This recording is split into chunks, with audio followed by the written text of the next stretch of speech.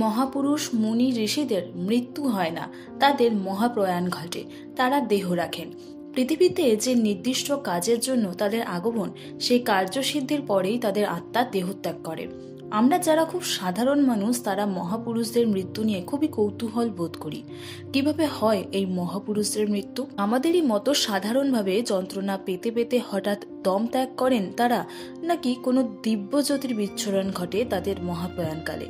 4 জুলাই 1902 সালে মৃত্যু হয় স্বামী বিবেকানন্দের। মাত্র 39 বছর বয়সে তিনি দেহত্যাগ করেন। কেন এত অল্প বয়সে মারা গিয়েছিলেন তিনি? তার কি কঠিন কোনো দুরারোগ্য ছিল, নাকি তিনি তার ইচ্ছায় এই ধরাধামকে বিদায় জানান? 4 জুলাই 1902 সাল, দিনটা ছিল শুক্রবার, আর 5 দিনের মতো একটা স্বাভাবিক দিন ছিল সে দিনটা। স্বামীজি সকাল সকাল ঘুম থেকে উঠে বেলুর মঠে নিজের ধ্যান কক্ষে ধ্যানমগ্ন হয়েছেন। স্বামীজির তখন শান্ত রূপ। তার ধ্যান পর্ব শেষ হলে তিনি শুরু করলেন গান। তার ঘনিষ্ঠরা জানেন ভীষণ ভালো গানের গলা ছিল স্বামীজির। শ্রী শ্রী রামকৃষ্ণ পরমহংসদেবও তার গান শুনে আনন্দে আপ্লুত হয়ে পড়তেন।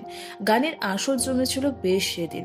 এদিকে সকালে বেলুরের ঘাটে জেলেদের নৌকা ভিড়েছিল, প্রচুর ইলিশ উঠেছিল। অনেকেই জানেন না যে স্বামীজি ছিলেন বেজায় খাদ্যরসিক। ইলিশের খবর তার কান অব্দি পৌঁছালে তিনি নির্দেশ দেন ইলিশ কিনে এনে দুপুরে জমিয়ে রান্না করার। ইলিশের ঝাল ঝোল অম্বলের মতো পদ দিয়ে সেদিন দুপুরের খাবার খেয়েছিলেন স্বামীজি। দুপুরের খাবারের পর বিশ্রাম নেওয়ার মানুষ তিনি নন, সেদিনও নেননি। সোজা লাইব্রেরিতে ঢুকে যান। তারপর সঙ্গী প্রেমানন্দকে নিয়ে বেরিয়ে আসেন বেলুর বাজার পর্যন্ত। মঠে ফিরে সন্ধ্যা 7টার আরতির পর ফের ধ্যানের ঘরে ঢুকে যান তিনি। কিছুক্ষণ পর স্বামীজির ঘর থেকে সাড়া এলো। গরম লাগছিল তার। জানালা খুলে দেওয়া হলো। তার সঙ্গী ব্রজেন্দ্র স্বামীজির পা টিপে দিতে শুরু করলেন। তখনও কেউ জানতেন না যে স্বামীজির মহাক্ষণের আর বেশি দেরি ছিল না। ধীরে ধীরে সন্ধ্যা এগিয়ে রাত হতে সবকিছু বদলে যেতে শুরু করলো। স্বামীজির কপালে বিন্দু বিন্দু ঘাম জমা হতে শুরু করলো। ভিজে গেল তার সর্বাঙ্গ। হাত পাখা দিয়ে তার শিষ্যরা তাকে অবিরাম বাতাস দিতে লাগলেন। তারপর হঠাৎই স্বামীজির ভেতর থেকে কান্নার রোলের মতো আওয়াজ বেরিয়ে এলো। সঙ্গে জোরে জোরে শ্বাস পড়ছিল তার, অথচ মুখে কোনো কথা নেই তার। এখন 9:10। বালিশ থেকে গড়িয়ে পড়ে গেল তার মাথা। দেহ স্তব্ধ, মুখে ঠোঁটে লেগে আছে হালকা হাসির রেশ। সন্ন্যাসী গুরু ভাইরা মনে করলেন ভাব সমাধি হয়েছে হয়তো তার। কেউ তখনও ঘুণাক্ষরেও টের পাননি যে তাদের মাঝে তার স্বামীজি নেই বেশিক্ষণ। চলল শ্রী রামকৃষ্ণের নাম গান। আরো কিছুক্ষণ স্বামীজির কোনো সাড়া না মেলায় বেলুর থেকে ডাক পাঠানো হলো ডাক্তার মহেন্দ্র মজুমদার এবং বৈকুণ্ঠনাথ সান্যালকে। কিন্তু ডাক্তারের সমস্ত চেষ্টা ব্যর্থ করে দেহ রাখলেন ভুবনেশ্বরী দেবীর ভুবনজয়ী পুত্র। চলে গেলেন স্বামী বিবেকানন্দ। রাতটুকু কাটতেই সকাল থেকে মঠে ভিড়। খুব ভোরের দিকে চলে এলেন স্বামীজির মানসকন্যা, সব থেকে প্রিয় এবং কাছের শিষ্যা সিস্টার ভগিনী নিবেদিতা। তার গুরুর মৃত্যু তার কাছে ছিল পৃথিবীর শেষতম দিনের মতো। তিনি কোনোভাবেই বিশ্বাস করতে পারেননি স্বামীজির এই এত অল্প বয়সে মহাপ্রস্থান। স্বামীজির মাথার কাছে নিশ্চুপ হয়ে বসেছিলেন তিনি। ইতিমধ্যেই খবর পাঠানো হলো স্বামীজির মাকে। দ্রুত চলে এলেন স্বামীজির ভাই ভূপেন্দ্রনাথ দত্ত এবং স্বামীজির ভগ্নিপতি। কিছুক্ষণ পরেই এলেন ভুবনেশ্বরী দেবী, সঙ্গে নাতি ব্রজমোহন ঘোষ। নাট্যকার গিরিশচন্দ্র ঘোষ এলেন একটু পরের দিকে। এরপর বেলা 4টে নাগাদ মঠেই গঙ্গাধারে দাহ করা হয় স্বামীজিকে।